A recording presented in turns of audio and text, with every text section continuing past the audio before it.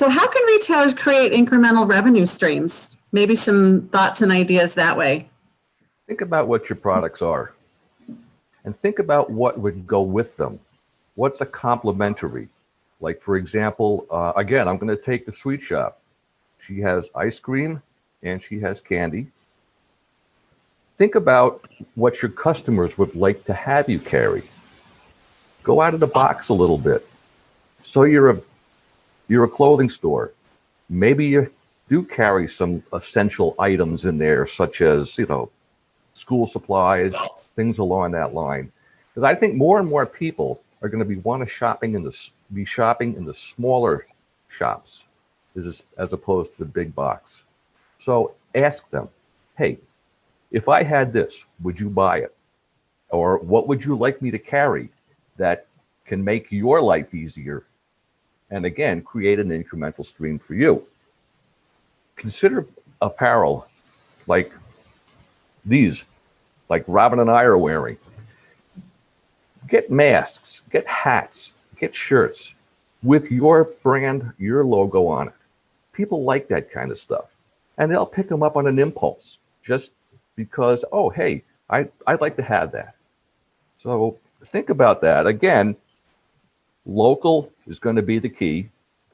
The more local products that you can bring in, it's going to demonstrate, again, that commitment to the community, the commitment to the customer, your staff, and to you. So that's what I would say. Find something that's going to complement what you have and sell it. Other thoughts about revenue streams? I have been thinking a lot about survival kits. If retailers can create small little packages to fulfill a purpose, something like just like a PPE survival kit with masks, gloves, Clorox wipes, etc. Target customers who are working remotely, working at home. What do they need? Maybe just like a little kit with supplies with pens, notepads, calendars, staples, pen drives. You could target families with children. There's a lot of bored kids at home right now. Create craft and artsy kits or dinner kits, such as like pizza and taco kits, something easy for them to take home and prepare. Parents will love it. They won't have to cook that evening, and it'll give them some time to themselves, and kids will stay busy. There's a lot of snowbirds that are sticking around this winter, cooped up inside. Create a fun survival kit for them just to pass time, like crossword puzzles, include cards, teas, coffee, baking kits, or create a DIY video. Learn how, like teaching you how to knit or crochet, providing that survival kit with the yarn and the crochet needles and instructions. Survival kits are endless. If you have pets, you can even prepare a little package with treats and food and toys. These are all, extra income generators for your business. Yeah, that's great. And I'm hearing a common thread here as far as creativity goes, right? Getting the creative juices flowing for sure. Right. Mm-hmm. Other thoughts? Yeah, sometimes, collaborate with local vendors, help each other out. With the pandemic, a lot of craft vendors didn't have the events that they could go to sell their wares.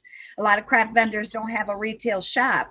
Well, I have a friend who has a little shop at her home, and she ended up opening her doors to a lot of the vendors that didn't have opportunity to go to craft shows. So she was helping them work together selling their product, and the numbers started creeping up.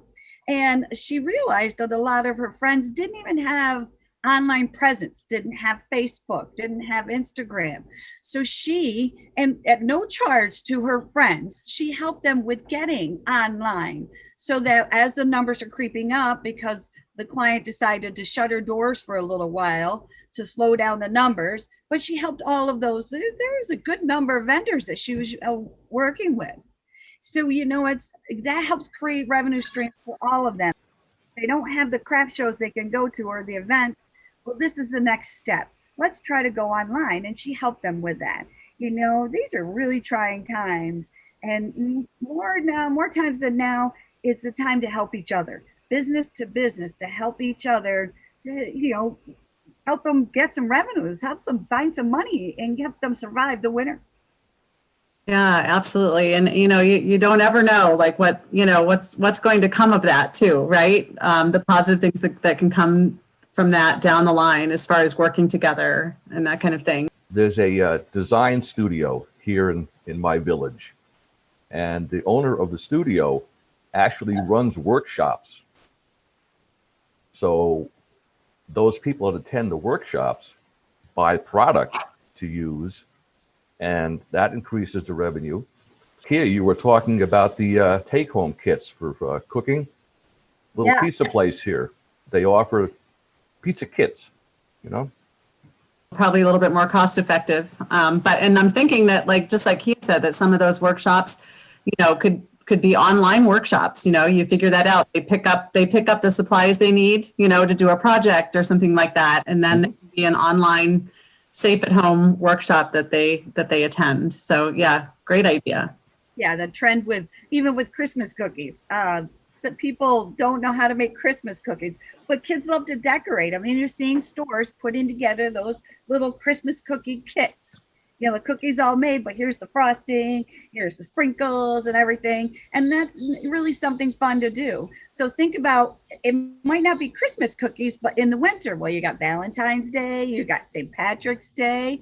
You can do those same type of things, just change the holiday, because it's 3 months. We're going to be inside because, it's the North Country, and we're going to have some of that white stuff, and it's going to be a little chillier. So doing something like that is really cool. Yeah. Just because the holidays are over, right? It doesn't mean that there aren't other things to look forward to, and that retailers can take advantage of that for sure. So